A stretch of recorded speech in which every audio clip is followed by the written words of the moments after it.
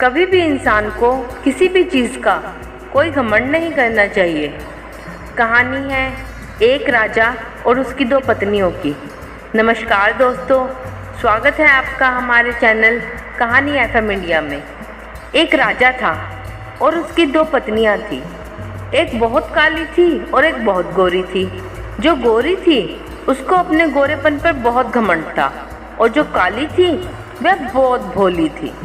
उन दोनों में एक समानता थी कि उन दोनों को कोई संतान नहीं थी, जिस कारण राजा बहुत दुखी रहता था, क्योंकि उसे लगता था कि मेरी पत्नी को तो कोई संतान ही नहीं है, मगर एक कोई ना कोई संतान होनी चाहिए।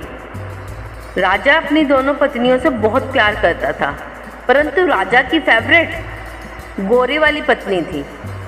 फिर भी उसने कभी दोनों पत्नियों में भेदभाव नहीं किया। राजा की जो गोरी पत्नी थी वो बहुत घमंडी थी और झगड़ालू भी थी। घर के सब काम राजा की काली वाली पत्नी से करवाती थी और वो बेचारी सब काम कर भी देती थी, राजा को कुछ नहीं बताती थी। एक दिन राजा की दोनों पत्नियों का बहुत बड़ा झगड़ा हुआ। राजा की गोरी पत्नी ने काली पत्नी को महल से निकाल दिया। काली रानी ने राजा को सारी बातें बताई और राजा उसे कहने लगा कि मैं तुम्हारे लिए अलग महल बनवा दूंगा, तुम उस महल में रहना। फिर राजा ने महल के सामने एक छोटा महल बनवा दिया और उस घर में काली रानी को रहने के लिए कहा। एक दिन राजा दूसरे राज्य में घूमने के लिए जा रहा था, तो उसने अपनी दोनों पत्नियों से कहा कि तुम दोनों को क्या क्या सामान चाहिए, मुझे बता दो, मैं तुम दोनों के लिए लेकर आऊँगा। तब राजा गोरी पत्नी के पास गया और उसे कहने लगा कि तुम्हें बाजार से क्या चाहिए। गोरे वाली पत्नी बोली कि मुझे मेकअप का सारा सामान चाहिए। फिर वो काली पत्नी के पास चला गया और उससे कहा कि बताओ तुम्हारे लिए बाजार से क्या क्या चाहिए। तो वह राजा से बोली कि मुझे एक छोटा सा बंदर चाहिए। राजा पहले तो मुस्कुराया, परंतु फिर उसने कहा चलो ठीक है, मैं लेकर आऊँगा। और यह कहकर राजा दूसरे राज्य में चला गया। वहाँ उसने सारा सामान ले लिया और दोनों पत्नियों को सामान दे भी दिया। राजा की काले वाली पत्नी उस बंदर को देखकर बहुत खुश हुई।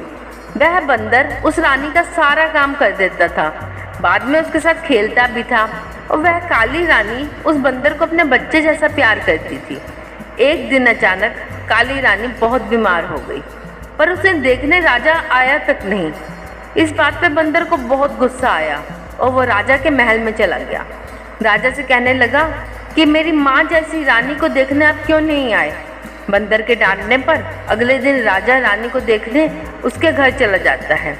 दवाई और खाने पीने की चीज़ें देकर आता है। वह रानी उस बंदर को बताती है कि मुझे संतान होनी चाहिए थी। वह बंदर उस रानी को बोलता है कि आप टेंशन मत लो, आपको संतान जरूर होगी, मैं भगवान से प्रार्थना करूंगा। अगले दिन वह बंदर घर से गेहूं का आटा लेकर मंदिर में जाता है और गेहूं के आटे को गूंथता है। उसमें 2 आंखें, 1 नाक, 2 हाथ, 2 पैर ऐसे बना देता है और भगवान से प्रार्थना करता है कि भगवान इस बंदर को बच्चा बनाकर रानी को दे दो। भगवान उस बंदर की प्रार्थना सुनकर उस आटे के गोले को एक छोटा सा बच्चा बना देते हैं और वह बंदर उस बच्चे को देखकर बहुत खुश हो जाता है। बच्चे को लेकर काली रानी की गोद में दे देता है। काली रानी उस बच्चे को देखकर अब बहुत खुश होती है और बंदर का शुक्रिया अदा करती है। राजा को खबर मिलती है कि काली रानी को बच्चे हो गए हैं, तो राजा बहुत खुश होता है। उसकी खुशी का कोई ठिकाना ही नहीं रहता।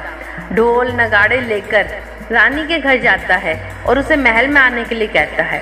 काली रानी खुशी से अपने बच्चे को लेकर महल में आ जाती है और राजा उस गोरी रानी को घर से निकाल देता है, क्योंकि सारी सच्चाई राजा के सामने आ चुकी है। अब काली रानी और राजा दोनों उस महल में रहने लगते हैं। साथ ही उस बंदर को भी एक सम्मानजनक पद दिया जाता है और वह बच्चे के साथ खेलकर बहुत खुश होता है। इस कहानी से हमें यह सीख मिलती है कि कभी भी किसी भी बात पर किसी भी प्रकार का कोई घमंड नहीं करना चाहिए। मित्रों, आपको कहानी कैसी लगी कमेंट करके ज़रूर बताइएगा। साथ ही चैनल को लाइक, सब्सक्राइब और शेयर भी कीजिएगा।